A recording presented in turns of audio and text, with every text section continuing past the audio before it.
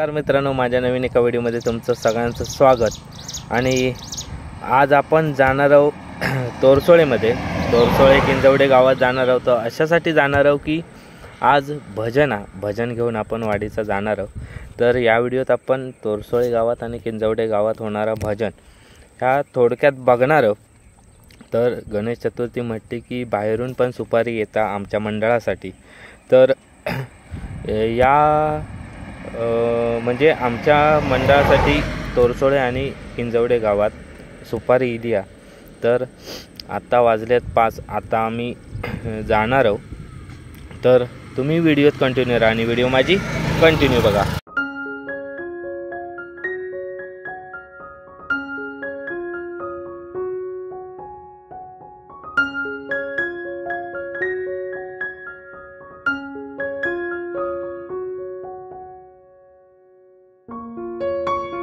तर मित्रांनो, मी लिंगडा तिट्यावरती, तर काही कारणास्तव मी बाहेर गेलेलो आहे आणि आता लिंगडा तिट्यावरती आहे मी। आता म्हणजे आमच्या वाडीतून पोरगे निघाले होते येऊ, तर मी त्यांचं आता वेट करतो आहे। हे बघा, मुंबई जाणाऱ्यांची पण गर्दी भरपूर आहे। तर आता ते 4 व्हीलरने येतात, मी लय 2 व्हीलरने। तर आता बघूया किती वेळात येतात ते, आणि त्याच्यानंतर एकत्र निघणार आहोत। मित्रांनो, आपण पहिल्यांदा इलो आता किंजवडे गावात इलो आणि आता भजन सुरुवात होणार आहे थोड्याच वेळात। तर चला, गणपतीचा पण दर्शन घ्या आणि भजनात सुरुवात करतो आम्ही।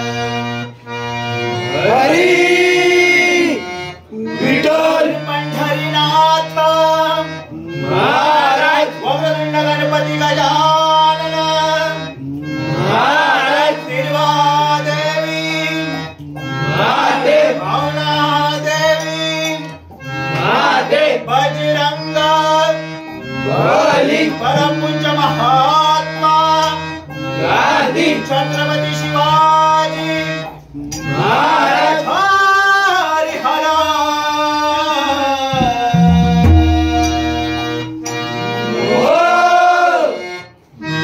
सुप्रसिद्ध भजनकार कैलासवासी पाटकर